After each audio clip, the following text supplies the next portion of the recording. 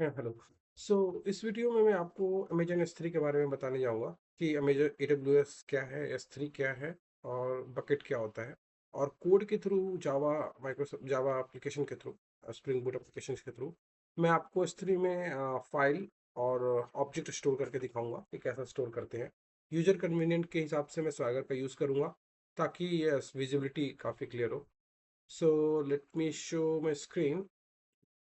So first of all AWS हो है क्या? AWS एक इसको बोलते हैं अमेजन वेब सर्विसेज, एक क्लाउड कंप्यूटिंग प्लेटफॉर्म है जहाँ पर हम लोग जहाँ अपना खुद का हम सर्वर स्टोरेज डेटाबेस परचेस करने की मतलब परचेस कर सकते हैं और परचेस करने की जरूरत भी नहीं होती है। अगर स्मॉलर स्पेस लेकर करके भी अगर एप्लीकेशन हम यूज़ करना चाहें तो यूज़ कर सकते हैं। मान लीजिए आपको एक एप्लीकेशन बनानी है जिसमें सर्वर खरीदना है, डेटा सेंटर खरीद बनाना है, मेंटेनेंस करना है। लेकिन AWS में ऐसा कुछ नहीं। इसमें सर्वर AWS देता है, स्टोरेज भी AWS देता है, डेटाबेस भी देता है। यानी आप पे एज यू गो मॉडल के हिसाब से वर्क करते हो, मतलब पे यू मॉडल के हिसाब से पैसे देते हो। और AWS में क्या क्या सर्विस होता है, जैसे कि EC2 है, S3 है, RDS है, लैम्डा है, क्लाउड फ्रंट है। हम इसकी चीज़ों के बारे में अलग अलग बाद में बताएंगे। EC2 virtual server, S3 storage, RDS database, lambda का यूज़ क्या है, मतलब pay as you go kind of particular unit of code को डिप्लॉय करो और जो उस रिक्वेस्ट आएगा उसके साथ पैसा लगता है लैम्डा में। So I prefer that one. But I will going to you say you about like S3। ये AWS S3 है क्या? Amazon S3 एक simple storage device like storage services है जहाँ पर एक हम लोग ऑब्जेक्ट स्टोर करते हैं। इसका यूज फाइल स्टोर करने के लिए भी होता है। इसमें हम लोग क्या क्या स्टोर कर सकते हैं? इमेजेस स्टोर कर सकते हैं, videos, document, backup files, logs, application file, static website files और रियल लाइफ लाइक नेटफ्लिक्स जैसे हम लोग यूज करते हैं वीडियो कंटेंट स्टोर करने के लिए क्लाउड स्टोर यूज करता है नेटफ्लिक्स। और ANB अपना इमेजेस स्टोर करने के लिए यूज करता है। वेबसाइट इमेजेस वीडियो S3 में हम लोग रख सकते हैं। अभी हम लोग देखेंगे कि S3 में कैसे स्टोर करते हैं, लेकिन उससे पहले हमें जानना पड़ेगा राइट कि कैसे ये S3 में ये अमेजन AWS में क्या है। तो हम लोग आपको क्या करना है, एक अकाउंट बनाना है AWS में फ्री वर्जन का। और अकाउंट बनाने के बाद क्या करना है आपको, सबसे पहले अ, आप अकाउंट बनाने के बाद सबसे पहले आपको बकेट पे जाना, बकेट क्रिएट करना होगा। ठीक है, तो बकेट क्या होता है? कंटेनर होता है जहाँ पर ऑब्जेक्ट स्टोर होता है। उसके लिए आपको क्या करना है, सर्च ऑप्शन जैसे ही आप अकाउंट क्रिएट कर लोगे, मैंने यहाँ पर देखिएगा आपका अकाउंट का नाम। यहाँ पर आपको S3 यूज टाइप करना है, S3। और यहाँ पर जाने के बाद S3 में आपको क्या करना है, बकेट क्रिएट करना है यहाँ पर। ठीक है, तो मेरा ऑलरेडी एक बकेट क्रिएट किया हुआ है, लेकिन let it me explain to you कि मैं अगर क्रिएट बकेट करता हूँ तो क्या क्या ऑप्शन आता है। तो अगर हम बात करें कि इसमें आप बकेट जैसे ही क्रिएट बकेट करते हो तो उसमें आपको एक bucket sir container for data storage S3 में एक बकेट कंटेनर की तरह होता है जिसको आप दो तरह के टाइप से बना सकते हो, जनरल पर्पस और डायरेक्टरी के हिसाब से। ये जनरल पर्पस में आप यूज करना चाहते हो तो एक तरह से यूज करते हैं, जैसे कि हम एक इमेज वीडियो डॉक्यूमेंट स्टोर करने के लिए यूज करते हैं। लेकिन इसमें क्या होता है कि हम लोग को मिनिमल पर्पस के लिए लाइक उतना उसकी एक्सेस जो पैटर्न है, मतलब करने का मतलब उसका मिक्स ऑफ स्टोरेज क्लास है ज़्यादा। आप उसको फ्री वर्जन में भी बोल सकते हो, ज़्यादा स्टोर नहीं करने की जरूरत ना पड़े और फास्ट एक्सेसिबल की जरूरत ना हो तो जनरल पर्पस आप बना लो। लेकिन अगर फास्ट एक्सेस बनाना है आपको और प्रोसेसिंग फास्टर करना है और रिट्रीविंग अपलोडिंग ज़्यादा करना है तो आप डायरेक्टरी का यूज़ कर सकते हो। ये डिफरेंसेस है दोनों में, जनरल पर्पस और डायरेक्टरी में। अब ग्लोबल उसका नेम स्पेस आप नेम अपने हिसाब से चूज कर सकते हो, जैसे कि मैं ये पैकेट का नाम यूज कर रहा हूँ तो वो नेम स्पेस आप यूज कर सकते हो। 363 कैरेक्टर्स आप यूज कर सकते हो। ACL डिसेबल और ACL इनेबल का मतलब होता है कि आप ऑनरशिप में आप बकेट का आप खुद का ऑनरशिप ले सकते हो, कोई और बकेट को एक्सेस ना कर सके। तो आप ACL डिसेबल करके रखो, मतलब कहने का मतलब आपका खुद का एक्सेस होगा इसमें। ACL इनेबल में करने का मतलब कि आप किसी और को एक्सेस दे रहे हो, पर्टिकुलर यूजर को एक्सेस दोगे आप काइंड ऑफ। तो मैं प्रेफर करूंगा ACL डिसेबल करके रखो आप। ब्लॉक ऑल पब्लिक एक्सेस, कि आपको कोई ऑब्जेक्ट कोई पब्लिकली एक्सेस ना करे उसके लिए ACL में। और कोई ऑब्जेक्ट ग्रांट ना कर रहे हो आप न्यू पब्लिक बकेट्स को, और पॉलिसी पॉइंट पॉलिसीज के थ्रू आप उसको ब्लॉक कर रहे हो, कोई आपको बकेट के को एक्सेस कर सकता है, पब्लिकली एक्सेस पॉलिसी लगा सकते हो। तो सभी को आप प्रेफर है कि आप इस पर क्लिक करो, सारे चेक्ड रहेंगे। आप ब्लॉकिंग कर रहे हो कि आपके बकेट को एक्सेस ना कर सके बाहर से। बकेट वर्जनिंग इनेबल डिजेबल करने का मतलब क्या होता है कि अगर मान लीजिए इम्प्लॉय ऑब्जेक्ट आपने पर्टिकुलर किसी इम्प्लॉय ऑब्जेक्ट स्टोर करके रखा है और गलती से किसी डेवलपर ने सेम ऑब्जेक्ट स्टोर करने की कोशिश की, तो वो उसको ओवरराइट नहीं करेगा बल्कि उसका एक न्यू वर्जन बन जाएगा। जैसे कि इम्प्लॉय ऑब्जेक्ट बनाते employee underscore V1, employee underscore V2। तो इस तरह के वर्जनिंग बनाने के लिए आपको इनेबल करना पड़ता है। ठीक है, तो ये प्रोडक्शन सेफ इन्वायरमेंट के लिए यूज करते हैं। अगर चाहो तो आप इसको इनेबल करके रख सकते हो, नहीं तो आप डिजेबल करके रख सकते हो। मैं अभी केस में डिजेबल करके रखा हूँ, मुझे अभी इसकी जरूरत नहीं है। टैक्स में आपको क्यों जरूरत पड़ती है, जैसे बहुत production like kind of productions में अगर बहुत सारे बकेट स्टोर है और हमें उसके कैटेगरी के हिसाब से जानना है, जैसे कैटेगरी घर में किसे बोलते हैं, चिंटू पिंटू, उसके एग्जांपल बता रहा हूँ कि उसके हिसाब से आप कॉल करते हो, राइट? तो उसी हिसाब से अगर आप बकेट को आइडेंटिफाई करना है तो टैगिंग कर दोगे, तो फ्यूचर में आपको उसको फेच करने के लिए इजी पड़ेगा कि हाँ, रिट्रीव करने के लिए कि हाँ ये बकेट का है, ये इंटेंशनली इस नाम से है, तो I will get it from this name. So try it's a category kind of tax and created as a category, कि कैटेगरी किसका है, एम्प्लॉय का है, कैटेगरी किसका है, बिलिंग का है। तो इस तरह से आप बकेट को आइडेंटिफाई कर सकते हो और उसको डेटा को एक्सेस कर सकते हो। अब इनक्रिप्शन का काम है कि SSE3 है, S3 है, SSE KMS है और DSSE KMS है। अब उसको आप कैसे लेयर का सर्विस का की देना चाहते हो। बाई डिफॉल्ट S3 मैनेज की होता है, SSE S3 जो मैं भी यूज कर रहा हूँ, prefer to be. But like more advance की यूज करना है, पब्लिक की दे करके आपको देता है वो S3, मतलब आपका खुद का की रहेगा, आप उसको यूज कर सकते हो SSE KMS का और DSSE KMS का, बट चार्जेबल है। तो आई विल प्रेफर अभी टाइमिंग के लिए इस पे मैं सर्वर साइड यूज कर रहा हूँ, और इसको मैंने इनेबल करके रखा है SSE3 के लिए। तो मैं यहाँ से बकेट क्रिएट कर सकता हूँ। ठीक है, यहाँ से क्रिएट बटन क्लिक किया तो बकेट ऑटोमेटिकली क्रिएट हो जाएगा। तो मैं अभी फिलहाल के लिए मैं इसको डिलीट करूंगा, क्योंकि मेरे पास ऑलरेडी एक बकेट क्रिएट किया हुआ है। तो इसको डिलीट कैसे करेंगे, इस पे जाएंगे, यहाँ पर डिलीट करेंगे इसके ऑप्शंस पे जा करके, और डिलीशंस के लिए इसका नाम टाइप करना होगा, मैंने ओनली कॉपी करके रखा है। तो आपको ऑलरेडी क्रिएट हो चुका है, और उसके बकेट क्रिएट करने के बाद उस पर पॉलिसी लगानी रहती है।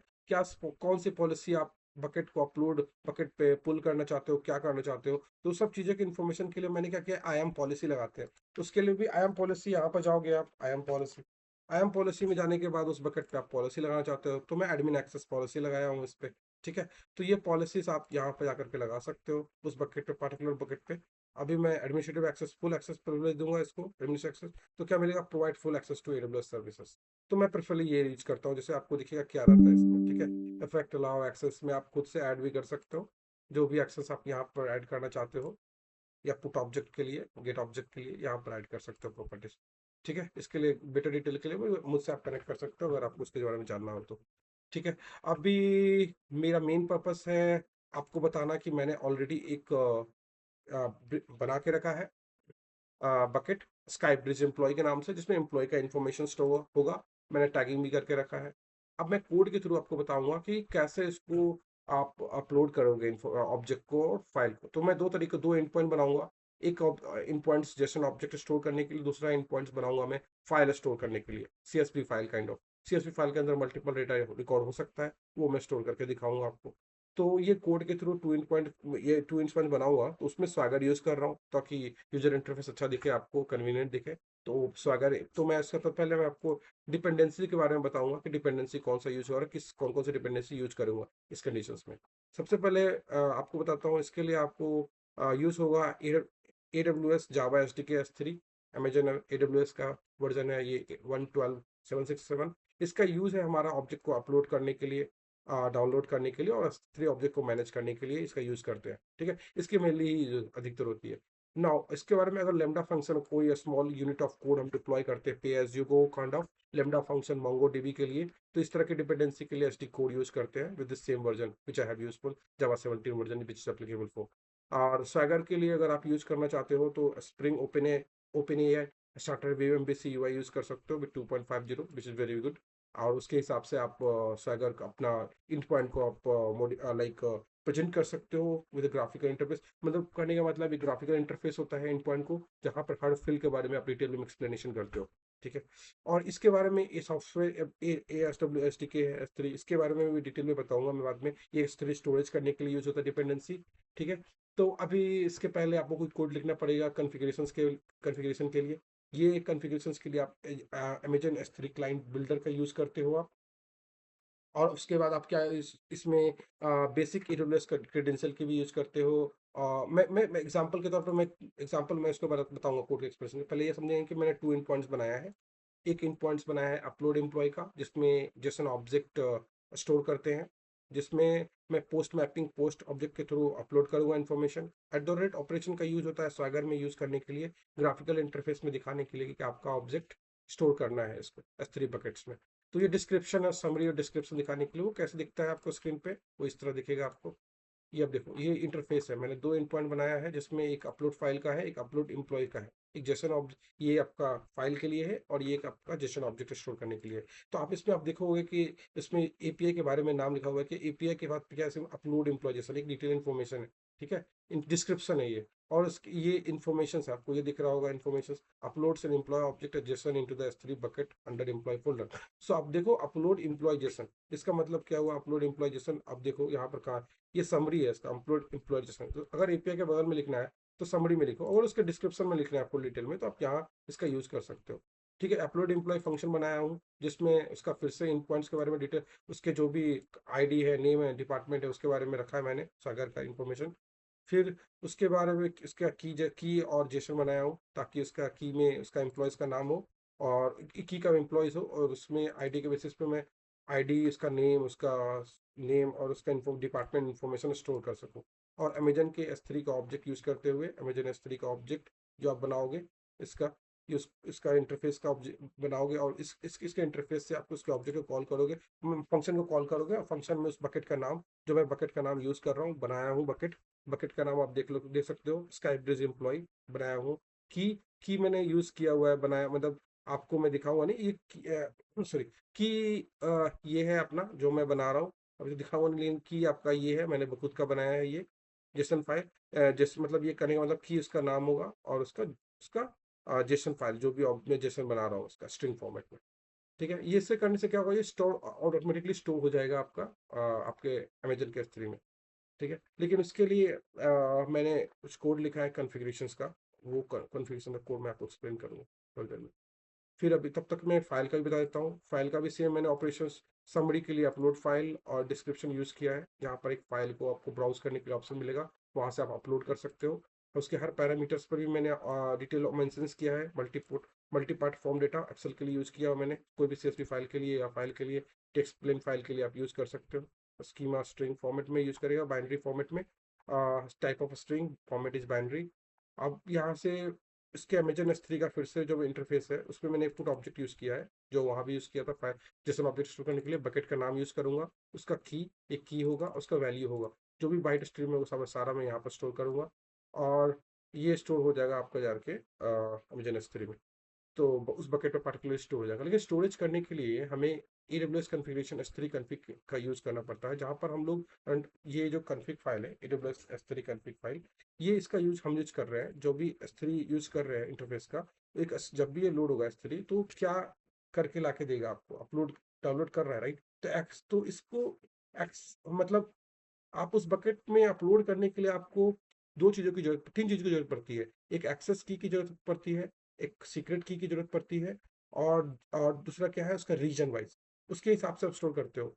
तो आपको यहाँ पे क्लियर बताता हूँ, जब भी आप अमेजन का अकाउंट बनाते हो और पासवर्ड बनाते हो उसका कोई यूज नहीं है। अब मतलब आप अपने पर्पस के लिए वो मतलब अपना अकाउंट क्रिएट कर दिया, लेकिन उसका यूज नहीं होता है S3 में ऑब्जेक्ट स्टोर करने के लिए।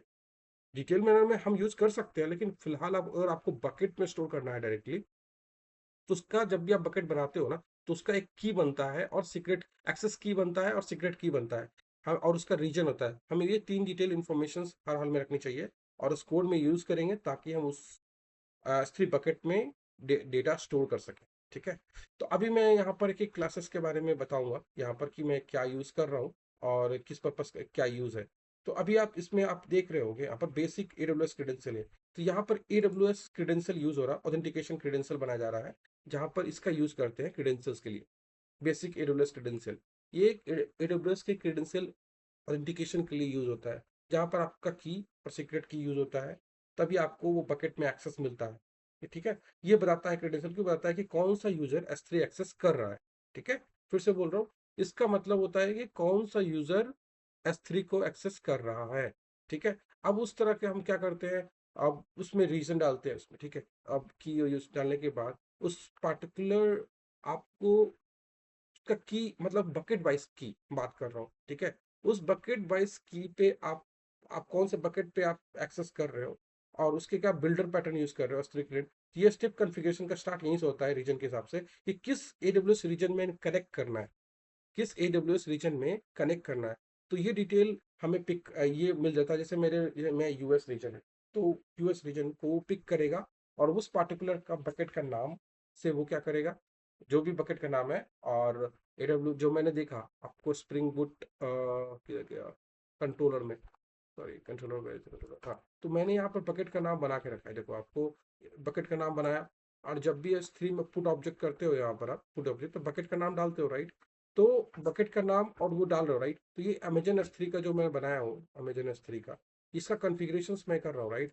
तो अमेजन S3 का आप जो देख रहे हो, उसका ये क्या कर रहा है, उस बकेट का तो नाम मिला ही हुआ है। अब उसका एक्सेस की और उसका सीक्रेट की लो, और उसके रीजन के हिसाब से ऑथेंटिकेट करो। और AWS स्टैटिक क्रेडेंशियल प्रोवाइडर क्या करता है, ये बोलता है कि सेम क्रेडेंशियल हमेशा यूज करो। और AWS स्टैटिक को बताया जा रहा है कि use this credential to access to S3। तो ये फाइनल स्टेप है जहां पर Amazon S3 client object create करता है। और ये ऑब्जेक्ट बनने के बाद ये आपको क्या करता है, रिटर्न देता है। अमेजन जहां पे आप भी अमेजन S3 का इंटरफेस का ऑब्जेक्ट यूज कर रहे हो, उसके तरफ पुट ऑब्जेक्ट यूज कर रहे हो, ताकि आप उस बकेट को एक्सेस कर लेते हो और वहां पर अपने ऑब्जेक्ट को अपलोड करते हो। ठीक है। तो चलिए मैं अभी एक अभी दिखाता हूँ, अभी डेमो दिखाता हूँ इसका स्टोर करके, एक सिंपल सा स्टोर करके दिखाता हूँ।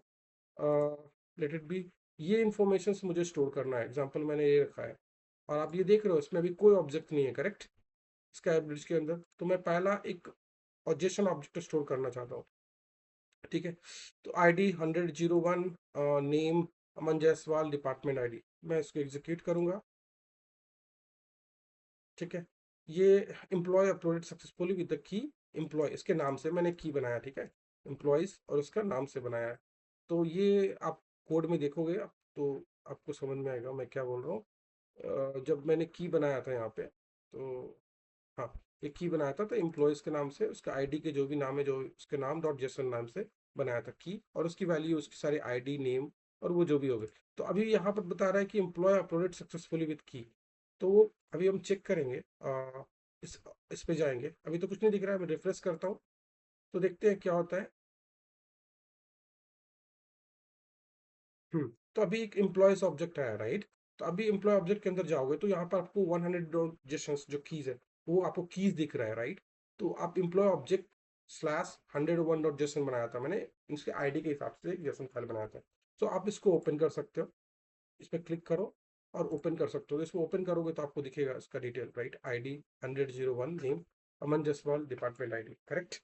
अब उसी के बाद मैं क्या करूँगा, अभी मैं, हाँ, अभी एक फाइल स्टोर करूंगा। ठीक है, ये एम्प्लॉय ऑब्जेक्ट बन गया। अभी मैं फाइल स्टोर करूंगा। फाइल स्टोर करने के लिए मुझे एक CSV फाइल लेनी पड़ेगी, आप देख रहे हो इस पे, चूज फाइल करो। और मैं एक ऑलरेडी बना के रखा हूँ, क्या बना के रखा हूँ दिखाता हूँ आपको, कुछ इन्फॉर्मेशन स्टोर करके रख, इस कस्टमर 100, एक 100 या कुछ भी रिकॉर्ड्स, नंबर ऑफ रिकॉर्ड्स मैंने इसमें फीड करके रखा है। आप देख सकते हो 100 रिकॉर्ड्स। तो आप इंफॉर्मेशन इसका customer ID, first name, last name, company, city, ये सारे डिटेल्स मैंने स्टोर करके रखे हैं इसमें, इस फाइल में, CSV फाइल में। अभी मैं इसको अपलोड करूंगा। ठीक है, ये अपलोड कर दिया मैंने, कस्टमर 100 एग्जीक्यूट करता हूँ, कोड को क्लीन करता हूँ यहाँ पर। किधर गया, इसके लिए तो है, 1 सेकेंड। एक्चुअली कंसोल, हाँ, अभी मैं इसको क्लीन ऑलरेडी कर चुका था। अभी मैं इसको रन करता हूँ, इस फाइल को अपलोड करते हैं यहाँ से। ठीक है, ये क्या आ रहा है, file uploaded successfully with the की फाइल्स कस्टमर डॉट 100 CSV। ठीक है, तो ये स्टोर हो गया वहाँ पर। मैंने की बताया था कि इसके लिए भी मैंने बनाया हुआ है यहाँ पर फाइल्स, और उसका नाम जो भी मैं इसका नाम जो अपलोड किया हो, वहाँ से वो फाइल्स का नाम लेगा और वो स्टोर करेगा बकेट के नाम पे, जो बकेट है, और उसको अपलोड करेगा विद द कीज। तो अब स्टोर हो चुका है स्काई ब्रिज में, एम्प्लॉयज में। अभी मैं रिफ्रेश करता हूँ।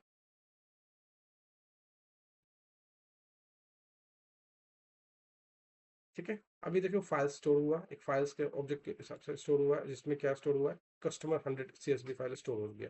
इस पर क्लिक करूंगा मैं, ओपन करता हूँ,